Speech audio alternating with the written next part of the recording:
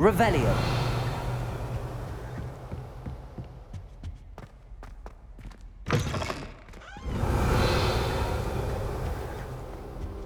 What do we have here? A demiguise.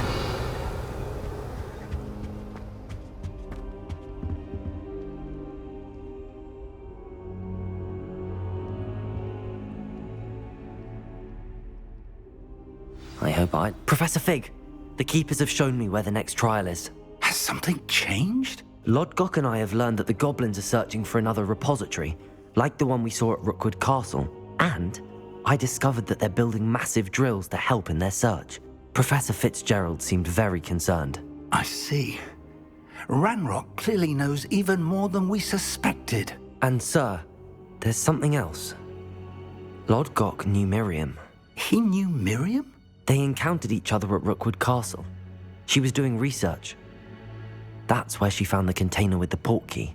He liked her so much that he let her leave with it, despite orders from Ranrock. I don't know what to say. She could win over almost anyone.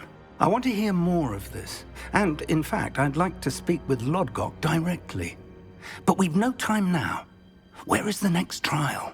Believe it or not, it's in the headmaster's office. Incredible. Very well, you'll need the password to get past the stone gargoyle. The headmaster's house elf will know it. I don't know the headmaster's house elf. Will he even speak to me? I imagine he's loyal to the headmaster. He is. So you'll need a disguise. I have just the thing. A polyjuice potion. You'll look and sound like Professor Black. Wait, doesn't polyjuice potion require a bit of the person you want to change into? And take ages to brew? It does. So how do you already have polyjuice potion to change into Professor Black? One never knows when such a thing may come in handy. Let's just say I felt the need to be prepared for anything after my fruitless trip to the ministry on his behalf. Now, time is of the essence. Drink up and I shall explain more.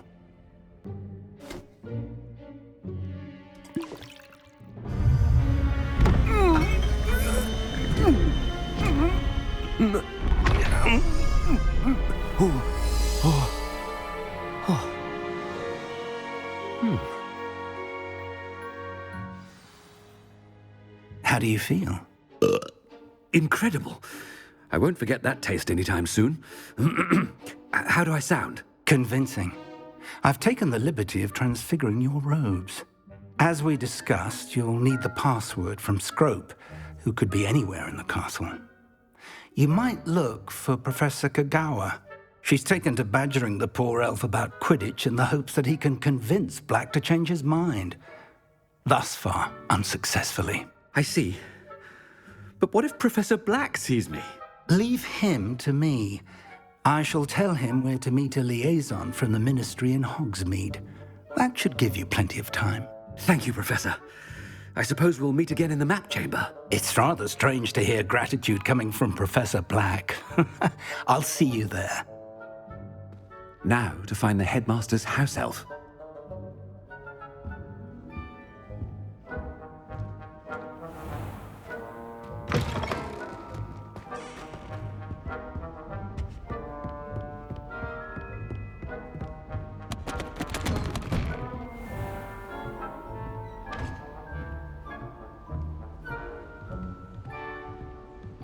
Professor, a moment of your time, please. Professor, I was hoping to catch you. Places to be, Professor Sharp, places to be. Of course, sir. Only, you'd asked me about a particular potion, and I did? I did, yes. Well, spit it out, Sharp. I don't have all day. Probably best not to discuss it here, sir. Really? Why can't we talk about potions here? Seems fine to me. Very well. I've brewed the cure for boils you wanted. I can drop it by your office when it's convenient. Of course, yes. No need for all the cloak and dagger. Simply have a student deliver it. A student. Very well, sir, if you insist. I do. And thank you, Sharp. I just hope you've brewed enough for all my boils. Now, to determine which student gets this rather unenviable task.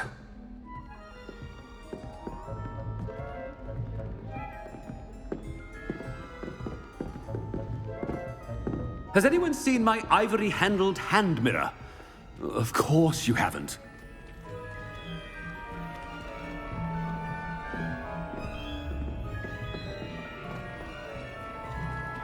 I haven't time for any of you at the moment. None. None at all. Move aside. I thought I heard the headmaster approaching. Gareth! Mr. Weasley, what are you doing here? Don't you have, somewhere to be? Oh, Professor. Yes, of course. All sorts of places I'd rather be right now. Do you need something from me? I'm looking for my house elf. Surely you've seen him? The little one-eared fellow. I saw him heading to the Great Hall moments ago, muttering on about your, sterling graces, sir. I am watching you, Mr. Weasley.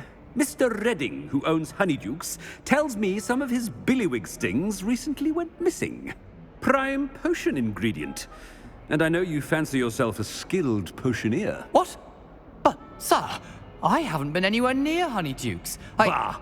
That's enough from you. Just know that I have eyes and ears everywhere. On your way, Mr. Weasley.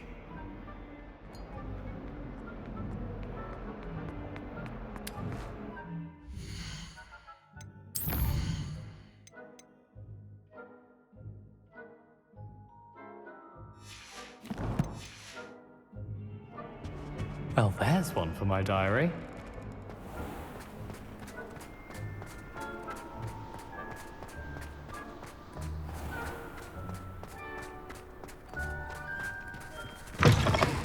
If you must speak with me, consult my secretaries or what have you. Now move along. Professor Black, how are you, sir? Mr. Gaunt, where do you think you're going? I beg your pardon, sir. I'm simply on my way outside. Taking the day off, eh? Typical student, wasting the hours away. I have to write 20 inches on Dittany and its uses. Was heading to the greenhouse. Ah, yes. Mixed with bubo tuber pus makes a fine mustache paste. Yes, mustache paste. I find. Are you feeling all right, sir? You don't seem yourself. I assure you I am quite healthy, Gaunt. If I need a medical diagnosis, I shall head to St. Mungo's. Chewing with your... Something very wrong with Professor Black. Professor, a word? Professor Black, again, it is not too late to reconsider your decision regarding Quidditch. We could still have trials and a somewhat shortened season.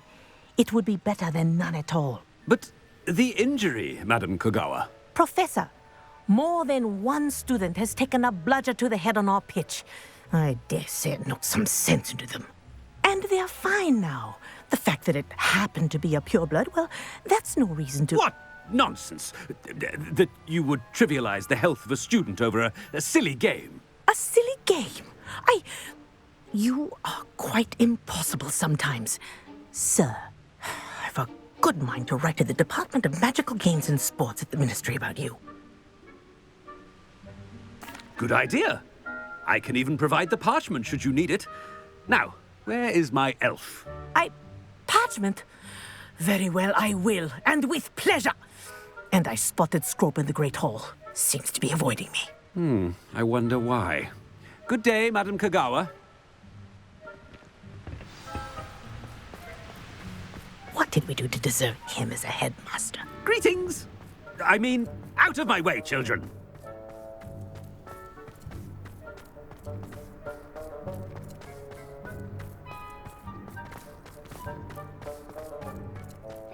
They say her boy. I hope it's not about anything I've been doing. Miss Broom, a word. Oh, Professor, this is an interesting surprise. It's Bloom, by the way. Remind me of your area of affinity, Broom. OWLs are swift approaching. Charms, sir. Non-verbal spells. Might work on one that makes me disappear. Well, keep at it, Broom. And before you know it, you'll be as invisible as that new fifth year seems to be. They're not invisible, sir. I've seen them near the library. In fact, they help me with my, heavy books. Speaking of invisible, where's my blasted house elf? Something seems a little off with the headmaster.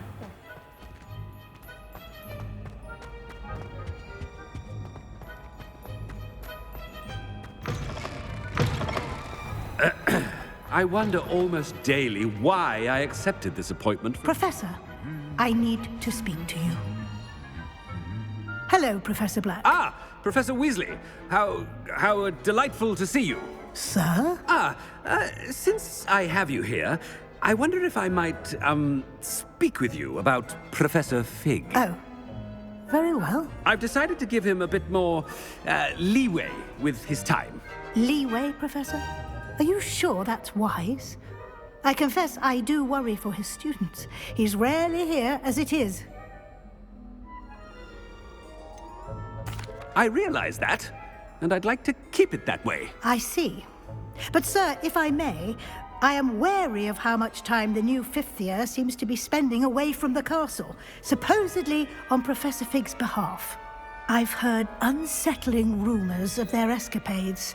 Everything from sneaking into the Forbidden Forest to confronting Ranrock's loyalists and Rookwood's lot. What? Goodness. You cannot believe everything you hear, Professor. No, you cannot. I mean, I shall keep an eye on Fig. You simply keep doing the wonderful job that you're doing. Simply wonderful. Thank you. But I'm happy to look into... Good. That'll be all, Weasley. I mean, Professor Weasley.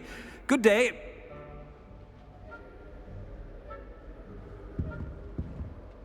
A wonderful job. Leeway for Professor Fig. I shall never understand that man. That ought to give Professor Fig some breathing room. Wait until Master sees what a wonderful job Scrope is doing. Scrope! Oh, greetings, Master. Remind me of the password to my office. Oh, but Master made Scrope swear never to tell anyone, even Master himself. And now I'm telling you that you can tell me. Yes, sir. Of course, sir. Scrope begs forgiveness. It is the Black family motto, Master. Right. Of course. Master does remember it. It's pure bloods forever, isn't it? Close, Master. Scrope thinks Master is indeed testing Scrope. It is always pure. Obviously.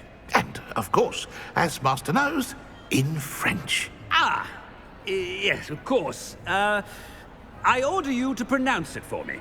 Oh, but Master knows that Scrope's French is most pitiful. Oh, very well. Toujours pur. Ha! Thank you. Never speak of this conversation with me or anyone else. Of course, sir. Scrope shall try his best to keep out of Master's way. The polyjuice potion's wearing off. I best get out of sight.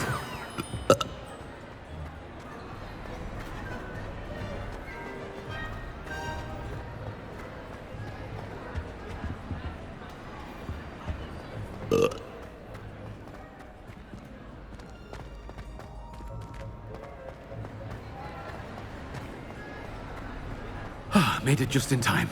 It's wearing off.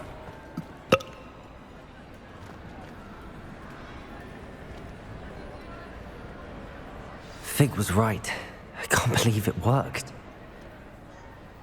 Now to speak the password to the gargoyle.